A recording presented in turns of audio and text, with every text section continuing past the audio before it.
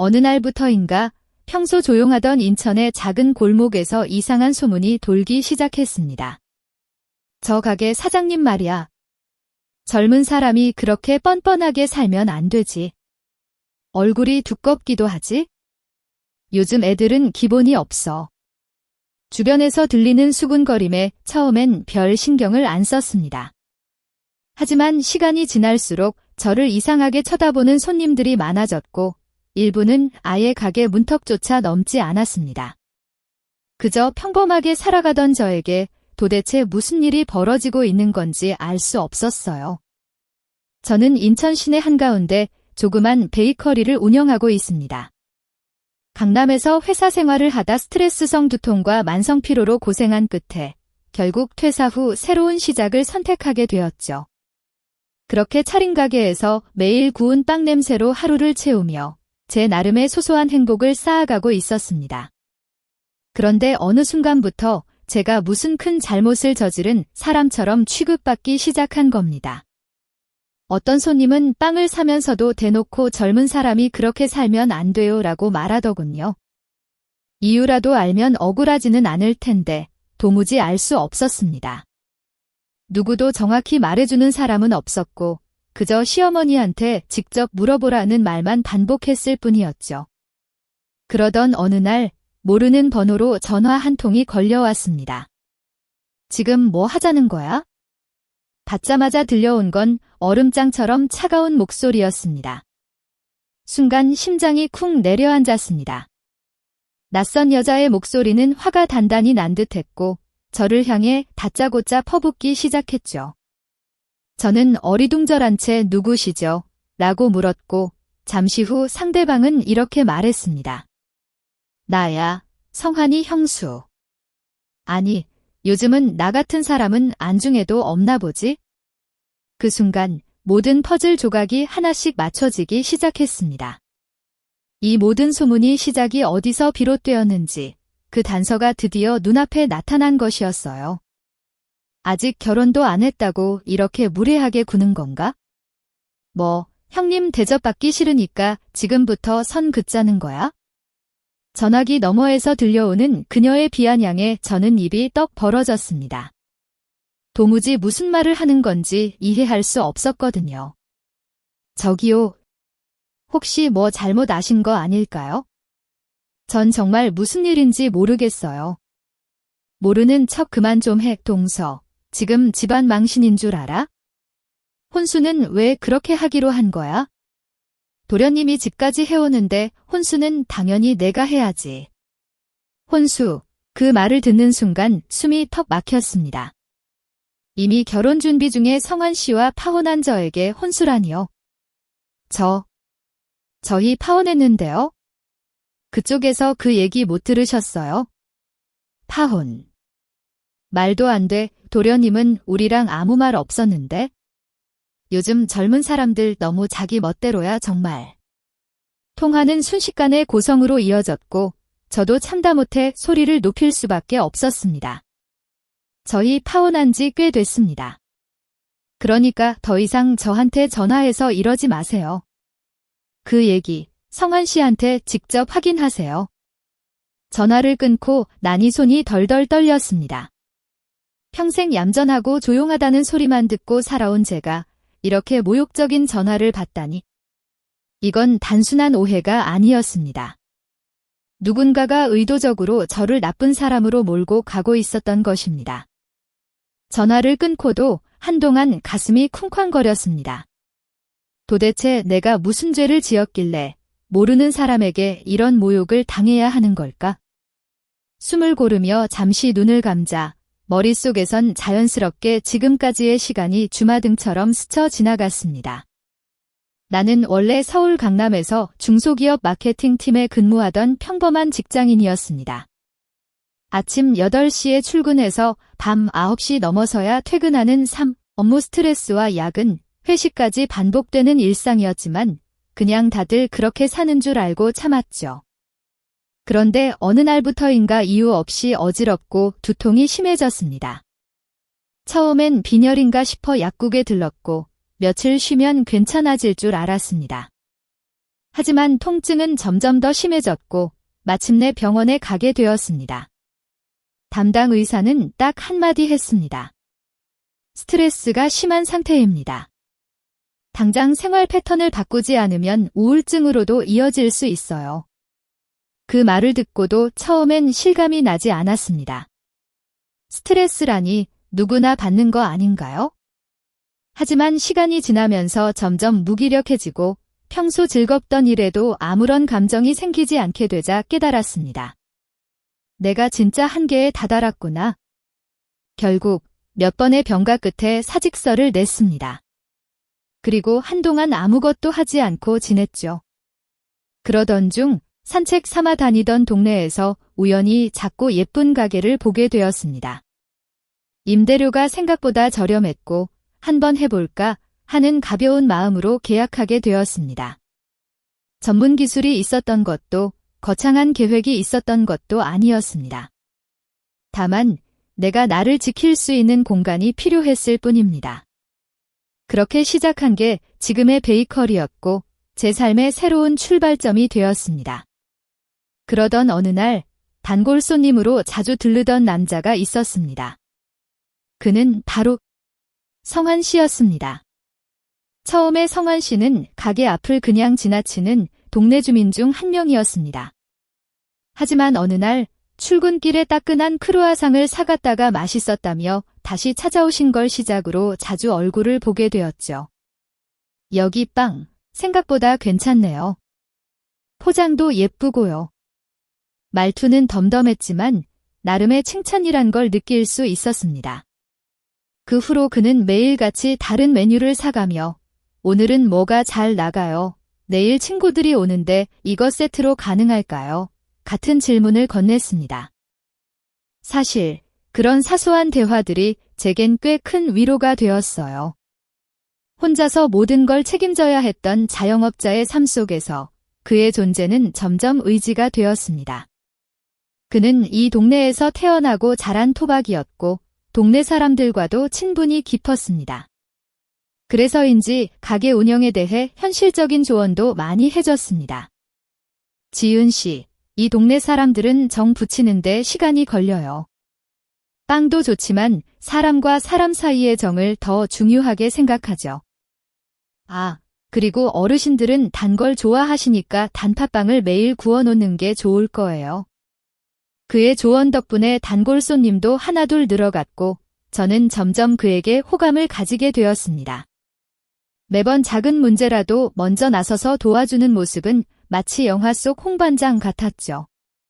앞으로도 무슨 일 있으면 꼭 저한테 말해요. 제가 다 해결해 줄게요. 그렇게 단골 손님과 가게 주인 사이였던 우리는 어느새 연인이 되었습니다.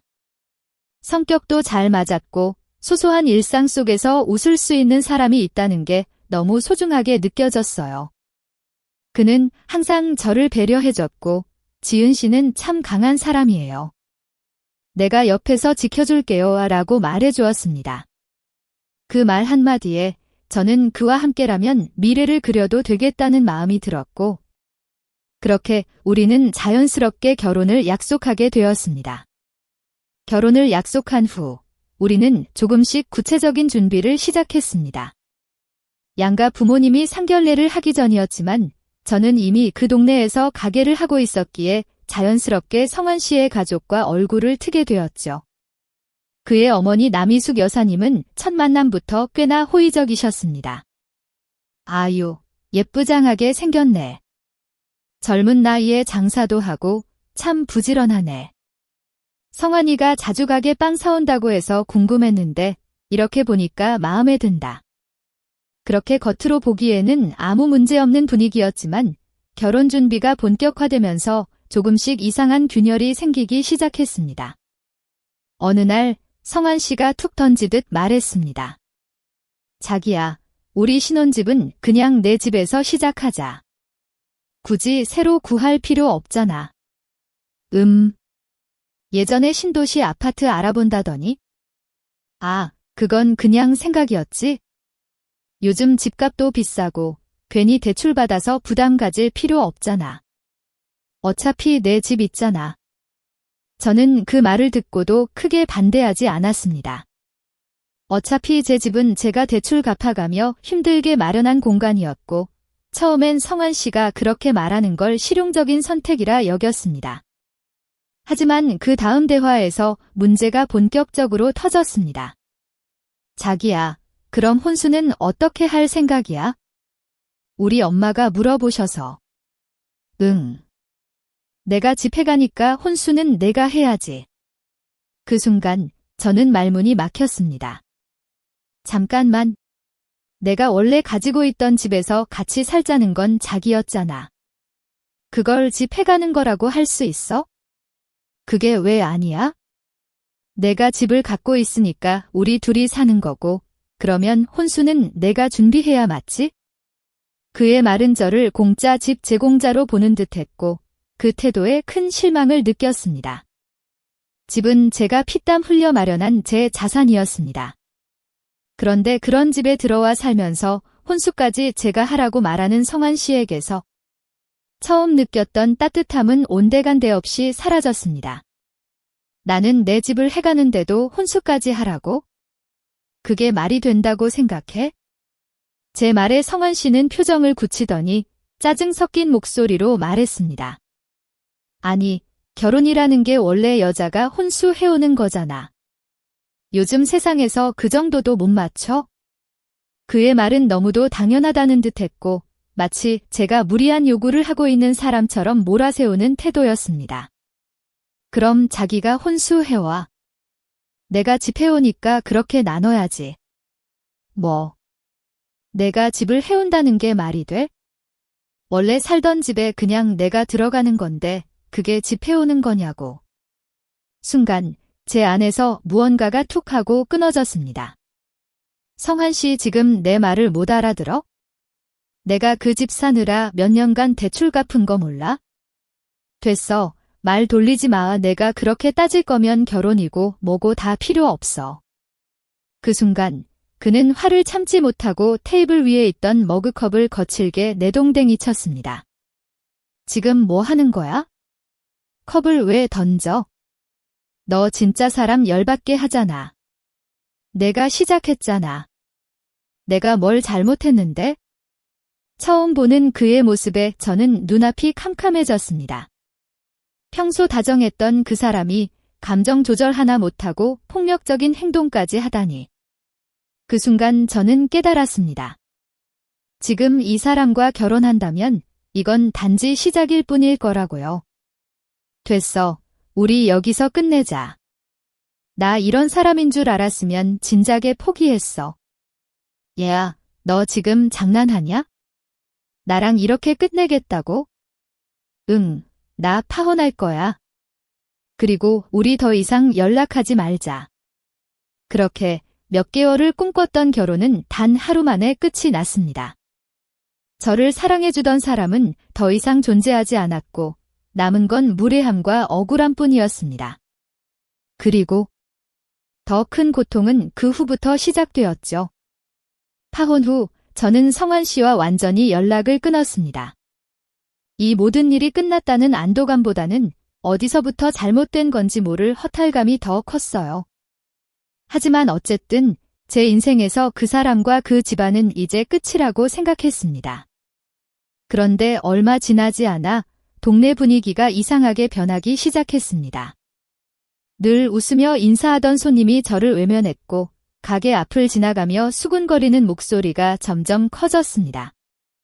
집은 얻어놓고 혼수도 안 했다며? 아이고, 요즘 아가씨들 무서워. 얼굴도 두껍지? 처음엔 그냥 소문이겠지 하고 넘겼습니다. 하지만 어느 순간부터 그 소문이 단순한 헛소문이 아니라 의도적으로 퍼지고 있는 이야기라는 걸 깨달았습니다. 게다가 손님들조차 저에게 직접 말을 하며 눈치를 주기 시작했죠. 사장님, 성환 씨랑 결혼하기로 했다면서요? 집은 남자가 해오고 혼수는 여자가 해야지. 요즘은 안 그런가 봐요.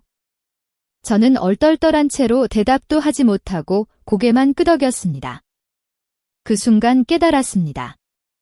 성환 씨 쪽에서는 파혼 사실을 아무도 모른다. 그날 밤 저는 그에게 전화를 걸었습니다. 그간 쌓인 억울함과 화가 목 끝까지 차오른 상태였습니다. 성환아, 너 뭐 하는 놈이야? 우리 파혼한 거 집에 말 안 했어? 그게 엄마가 충격받을까 봐 아직 말 못했어. 뭐라고? 지금 그 집에서 내가 혼수 안 했다고 욕을 하고 다니는 걸 몰라? 예슬아, 미안해. 근데 혹시 내 마음이 풀릴까 봐. 저는 말이 막혔습니다. 저 사람이 도대체 얼마나 무책임한 사람인지 다시 한번 실감했어요. 결혼을 엎은 당사자인 제가 오히려 혼수 안 해온 무개념 며느리로 낙인 찍히고 있었던 겁니다. 그리고 거기서 끝이 아니었습니다. 몇 시간 후, 낮에 전화를 걸었던 그 여자 자칭 형님이라는 강민정이라는 여자가 이번엔 가게로 직접 찾아왔습니다. 그 뒤를 따라 전 예비 시어머니 남희숙 여사님도 함께였죠. 그래, 동서. 집은 그렇다 쳐도 혼수는 해야지. 어디 형님한테 그렇게 소리 질러? 지금 뭐 하시는 거예요? 제가 성환 씨랑 파혼한 거 모르세요? 파혼. 그게 말이 돼? 넌 그냥 우리 집이 맘에 안 들어서 도망친 거잖아. 도저히 참을 수 없었습니다. 저는 더 이상 물러서지 않기로 했습니다. 그쪽 아드님이 나한테 빌린 돈만 5천만 원이에요. 파혼도 내가 먼저 했고요. 결혼 안 할 사람한테 왜 혼수 타령을 하죠? 그리고 내가 무슨 죄인이라도 된 줄 아세요? 제 말에 두 사람의 얼굴이 굳어졌습니다. 처음 듣는 이야기라는 듯 당황하고 얼어붙은 표정. 그때서야 이 사람들이 지금까지 저에 대해 떠든 말이 얼마나 무책임했는지 본인들도 자각하기 시작했나 봅니다. 그제서야 저는 생각했어요. 이제 이 억울함 그냥 넘기지 않을 거야? 끝까지 가보자. 이제부터는 저도 가만히 있지 않을 거예요. 지금까지 저에 대해 퍼뜨린 거짓 소문들 다 명예훼손에 해당하는 거 아시죠? 제가 그렇게 말하자마자 전 예비 시어머니 남희숙 씨의 얼굴이 하얗게 질렸습니다. 강민정 씨 역시 눈이 동그래졌고 잠시 침묵이 흘렀습니다. 아니 그게 그런 의도가 아니었어. 나는 그냥 사람들이 물어보니까 그렇게 대답한 것뿐이야. 의도요. 저에 대해 혼수도 안 해온 여자가 얼굴은 두껍다고 퍼뜨리고 동네 사람들 앞에서 뒷담화한 게 그냥이었다고요? 제 목소리는 떨렸지만 눈빛만큼은 단단했습니다. 내가 이 동네에서 장사하면서 얼마나 억울했는지 아세요? 단골 손님도 끊기고 매출도 줄고 밤마다 억울해서 잠도 못 잤어요. 예슬 씨, 정말 미안해. 그건 내가 상황을 잘 몰라서 그랬던 거야. 모르면 조용히 계셨어야죠. 사실 확인도 안 하고 사람을 나쁜 사람으로 만든 건 당신들이에요. 강민정 씨가 갑자기 손을 내밀며 말했습니다. 그럼 우리가 어떻게 하면 돼? 진심으로 사과할게. 고소만은 말아줘. 사과요. 사과해서 해결될 일인가요? 그럼 내가 잃어버린 손님, 떨어진 매출은 어떻게 할 건데요? 그럼 우리가 직접 동네 사람들한테 설명하겠어. 예슬 씨가 잘못한 게 없었다고. 혼수도 원래 성환이가 해야 했던 거라고 말할게. 그 말을 들은 순간 저는 비로소 그들이 진짜 두려워하고 있다는 것을 느꼈습니다. 처음엔 저를 얕보고 몰아붙이던 사람들이 이제는 입장을 바꿔서 살려달라고 애원하고 있었던 거죠. 좋아요. 그러면 확실히 하세요. 말 돌리지 말고 동네 사람들 앞에서 똑바로 해명하세요. 우리가 왜 파혼하게 됐는지, 누가 거짓말을 했고 누가 무책임했는지도요. 파혼 얘기까지 꼭 해야 해? 당연하죠. 내가 당신 아들하고 아직도 결혼 준비 중인 사람으로 알려져 있는데 그걸 안 밝히면 어떻게 제가 명예회복을 하겠어요? 그 순간 남희숙 여사는 마치 무너진 사람처럼 고개를 떨구며 중얼거렸습니다. 내가 다 잘못했어. 내가 너무 몰랐어. 그제서야 처음으로 저는 억울함 속에서 조금은 숨을 쉴 수 있었습니다. 며칠 후, 진짜로 남이숙 여사는 동네 이웃들을 하나씩 찾아다니기 시작했습니다. 평소 말 한마디면 동네 엄마들 사이에서 영향력 있던 그녀가 이번엔 고개를 숙이고 입으로 해명하고 다니는 모습은 꽤나 낯설고 의외였습니다. 그게 말이야. 전에 했던 말 좀 정정하려고 왔어. 사실은 우리 성환이가 혼수를 해왔어야 했는데 내가 잘못 알고 얘기했더라고. 아니, 뭐라고. 자기 며느리가 혼수 안 해왔다고 그렇게 난리치더니 이젠 아들이 했어야 했다는 거야? 응. 내가 오해를 했었어. 예슬 씨가 혼수 안 한 게 아니라 우리 아들이 거짓말을 했더라고. 파혼도 결국 우리 아들 잘못이 컸어. 동네 아주머니들은 처음엔 어리둥절해 하다가 이내 눈치를 챘습니다. 그러니까 그동안 사장님만 괜히 욕먹은 거네. 어쩐지 요즘 가게에 손님이 뚝 끊겼다 했더니 이 소식은 빠르게 퍼졌습니다. 전에는 저를 멀리하던 이웃들이 하나둘 다시 가게에 찾아오기 시작했습니다. 사장님, 저번에 제대로 알지도 못하고 이상한 말 해서 미안했어요. 그러니까요. 우리는 다 오해한 거였네요. 힘드셨죠? 저는 억울했던 마음보다 이들이 다시 돌아와 준 것만으로도 감사했습니다. 괜찮아요. 저도 언젠간 진실이 밝혀질 거라고 믿고 있었어요. 조금씩 잃었던 단골들이 돌아왔고 가게는 다시 활기를 띠기 시작했습니다. 예전처럼 웃으며 인사하고 빵을 고르며 이런저런 이야기를 나누는 손님들 덕분에 제가 제 자리를 되찾았다는 실감이 들었어요. 물론 마음속의 상처가 완전히 아물지는 않았지만 사람들이 다시 저를 있는 그대로 봐주기 시작했다는 것. 그게 저에겐 무엇보다 큰 회복이었습니다. 그리고 그 순간 저는 마음속으로 다짐했어요. 어떤 말도 어떤 시선도 내 삶을 무너뜨리게 두지 않겠다. 며칠이 지나고 가게는 예전처럼 활기를 되찾았습니다. 단골 손님들도 다시 오기 시작했고 매일 아침 빵을 굽는 제 마음도 한결 가벼워졌어요. 하지만 모든 게 제자리로 돌아온 것 같아도 마음 한구석은 여전히 답답했습니다.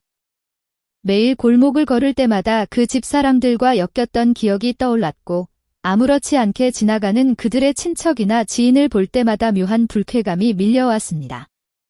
이 골목은 저에게 첫자립의 공간이자 희망이었지만 이제는 상처와 소문이 얽힌 기억으로 남게 되었습니다. 그때 문득 생각이 들었어요. 이젠 진짜 나를 위한 새로운 시작을 해야 하지 않을까? 마침 성환 씨에게서 돌려받은 5천만 원도 있었고 그 돈으로는 더 넓고 유동인구 많은 지역에서 새롭게 가게를 열 수 있었습니다. 고민 끝에 저는 결국 수원광교에 위치한 신도시 상가로 이사를 결심했습니다. 아직은 임대료가 비싸지 않고 젊은 층 유입이 많은 곳이라 가능성이 충분했죠. 가게를 정리하는 마지막 날, 많은 단골 손님들이 찾아와 아쉬움을 전했습니다. 사장님, 너무 아쉽네요. 다른 데 가도 꼭 알려주세요. 거기 가게 열면 우리 꼭 놀러 갈게요. 사장님 빵은 못 잊어요. 그 말을 들으며 눈물이 핑 돌았습니다. 억울함도 많았지만 결국 제 곁엔 저를 알아봐준 사람들이 남았다는 사실이 무엇보다 고마웠어요. 그렇게 저는 첫 번째 가게와 이별하고 두 번째 인생을 향해 한 걸음 내딛었습니다. 새로운 가게는 처음부터 쉽지 않았지만 첫 경험에서 배운 노하우와 단단해진 마음으로 다시 시작할 수 있었습니다. 손님들과 천천히 관계를 쌓아가고 진심을 담아 구운 빵을 전하는 것, 그것이 제가 할 수 있는 최선이자 가장 정직한 방식이었습니다. 돌아보면 그 모든 사건이 참 끔찍했고 지우고 싶은 순간도 많았지만 지금은 오히려 그런 시련 덕분에 더 단단해졌다는 생각이 듭니다. 앞으로 제 인생에 어떤 일이 또 생길지는 모르겠지만 저는 이제 확실히 말할 수 있어요. 나는 다시 무너져도 다시 일어설 수 있는 사람이다. 그리고 이제는 아무 말에도 흔들리지 않을 겁니다. 시간이 조금 더 흐른 지금, 저는 어느새 새로운 동네에서 제자리를 찾아가고 있습니다. 이곳은 저를 모르는 사람들뿐인 낯선 거리였지만 오히려 그래서 더 좋았습니다. 아무 선입견 없이 저를 있는 그대로 봐주는 손님들, 조용히 빵을 굽고 미소로 인사할 수 있는 아침. 이제는 누군가의 말 한마디에 흔들리지 않고 스스로를 지켜낼 수 있는 사람이 되었다는 사실에 제 자신이 조금 자랑스럽기도 합니다. 가끔 그런 생각도 듭니다. 그때 그 일을 겪지 않았다면 나는 여전히 남의 말에 휘둘리며 살고 있었을지도 모르겠다. 누군가 내게 뭐라 해도 내가 나를 믿지 못한다면 아무것도 지켜낼 수 없다는 걸 그제서야 진짜로 알게 되었어요. 사랑도, 결혼도, 가족도 중요하지만 그 무엇보다 중요한 건 나 자신을 소중히 여기는 것. 그 집안 사람들과 엮이지 않은 게 정말 다행이었고 뒤늦게라도 제 억울함이 밝혀져서 얼마나 다행인지 모릅니다. 그때 그 고통이 없었다면 지금 이 평온함의 소중함도 몰랐을 테니까요. 마지막으로 이 말을 꼭 전하고 싶습니다. 혹시 여러분도 억울한 오해 속에 힘든 시간을 보내고 계신가요? 남들이 뭐라 하든 세상이 등을 돌리든 당신은 절대 혼자가 아니고 절대 잘못한 게 아닐 수도 있어요. 저처럼 작은 진실 하나가 결국 세상의 인식을 바꿨듯 당신의 진심도 언젠가는 누군가에게 닿을 거예요. 그러니 포기하지 마세요. 오늘보다 더 단단한 내일이 반드시 올 테니까요. 감사합니다.